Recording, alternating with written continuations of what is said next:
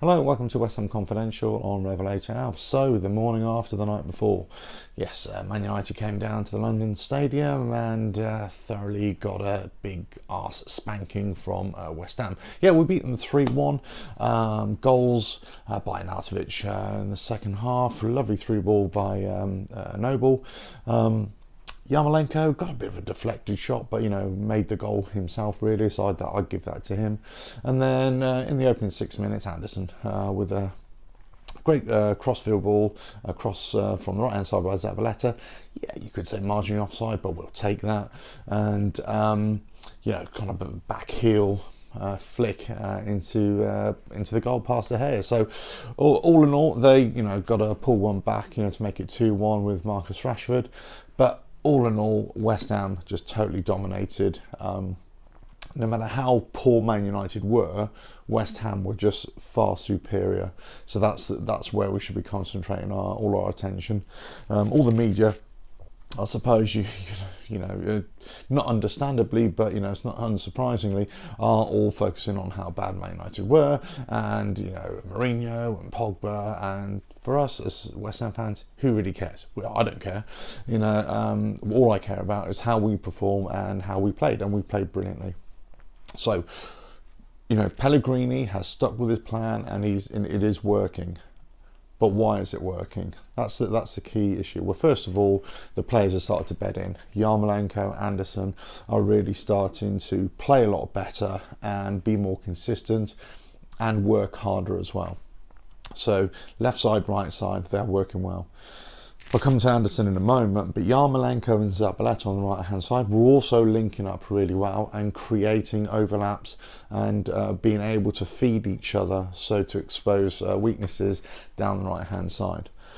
And Antovic up front was fantastic, of course. He was bullying their defence, he was holding up the ball, he was feeding in, laying off balls to others. So he was almost the lone striker, if you like. With Yarmolenko and Anderson, feeding in from the left and right hand side, which really helped. So, from that point of view, from an attacking point of view, West Ham were fantastic. Defensively, yes, there are a couple of errors here and there. Fabianski made some fantastic saves again. He saved the day, on a couple of occasions. But on the whole, I'm really loving this Balbuena Diop, combination. I remember when I first saw them in pre-season, I thought, wow, these two look really good. And yes, they've had a couple of teething issues, and their partnership has grown, but they look really good. Diop made some fantastic interceptions, and El General, or however you want to say it in Spanish, El General, he, Balbuena, he did fantastically. Looked assured, looked composed in the back. Zabaleta again on the right hand side, energy, up and down, putting in great tackles, feeding in, wanting to go forward, racing back. Brilliant performance. Masuaku on the left hand side. He was, I wouldn't say it was a stellar performance, but I would say it was competent. His defensive qualities are getting a lot better now. Going forward, he showed some flashes of brilliance. Lovely. Tight skill. I do wonder sometimes whether he just does a few, step overs or a few, drag backs once too often. But he didn't give the ball away. For once, the song is apt for him. He didn't give the ball away, and his passing and the interchange with Anderson is quite good. So I'll come back to those two in a minute. However, where has the major strength come from? Well, the major strength has come from right in the centre of the park. The first four opening games, Pellegrini and the players hadn't sorted that area out. Wilshere wasn't working. Unfortunately, Sanchez, who's now injured for the rest of the season, he came on in the second and third game, and he started to work a lot better for them. Rice didn't really feature, and Noble was kind of not really being used properly, and Obiang wasn't really in there either. Now you've got Noble, Rice and Obiang in the centre, the trio, if you like, the Holy Trinity, if you want to call it that, and they're bossing the midfield.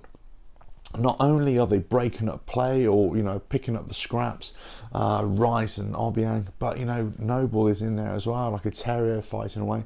But they're also, all of them, all look composed on the ball, and they're passing around. They're passing between them.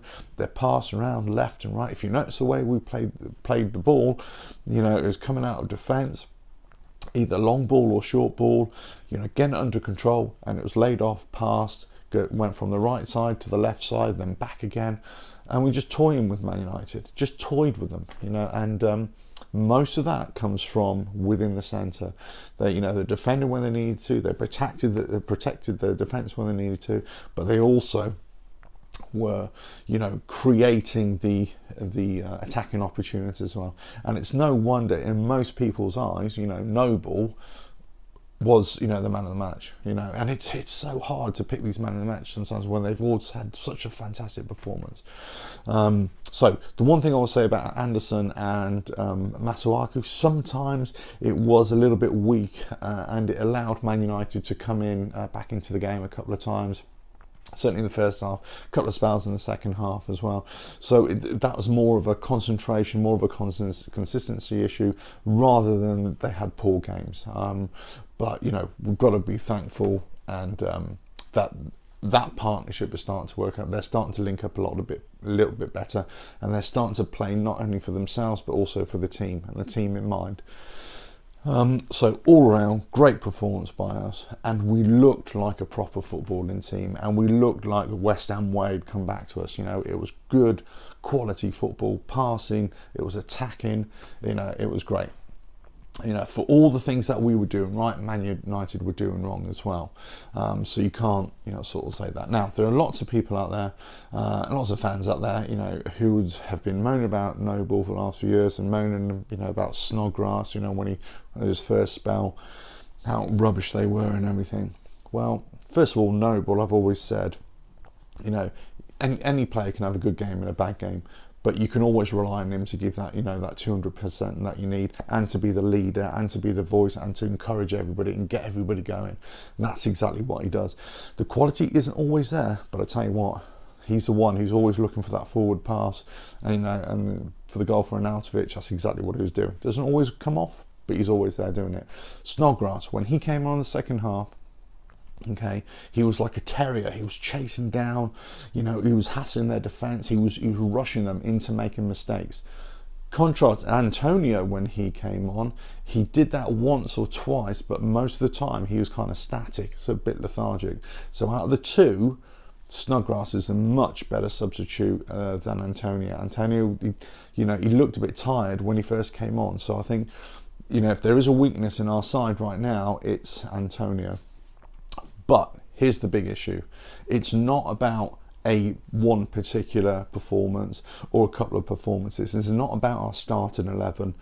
This is about how good can West Ham be, how consistent can they be when we haven't got the first 11 out there, when we've got a couple of injuries, when we have to start calling on squad players. You know, how is Perez going to do? How is Carroll going to do when he comes back? You know, it was great to see Diangana, you know, come on the second half. He had a couple of touches, but, you know, there was hardly anything for him to prove, really. But it's great that Pellegrini can bring in the youth, introduce them. But this is what we've got to start looking at, because we know, and it's plain as day, really, without Arnautovic up front, we are a lesser team. We need to have people, or players, I should say, who are up front, who can hold the ball and bully their defence. And right now, we don't really have it. Antonio is more of a kind of player. If you put the ball onto him, he can run onto it, and maybe he can nick a goal. But, you know, the conditions have got to be absolutely right for him to be successful. Otherwise, it's not going to work either. Lucas Perez, he got a goal in midweek, obviously, but, you know, he's still got to improve a lot. So there's lots of work to be done, lots of improvements to be done. You know, we're on the right road. The season has kick-started. Now we've got a tough away game against Brighton. And here's the thing, we've got three great results. Now we can't underestimate Brighton. Then we've got the international break. Then we've got Spurs, and obviously Carabao Cup to come. That was just announced last night. A week later against Tottenham as well. So, you know, some tough matches ahead, but this is all about building momentum. Keep it going, keep on building, and let's see how we go. But fantastic result yesterday. This has been West Ham Confidential. This has been the post-match blurb on Revelator Alf. Cheers now.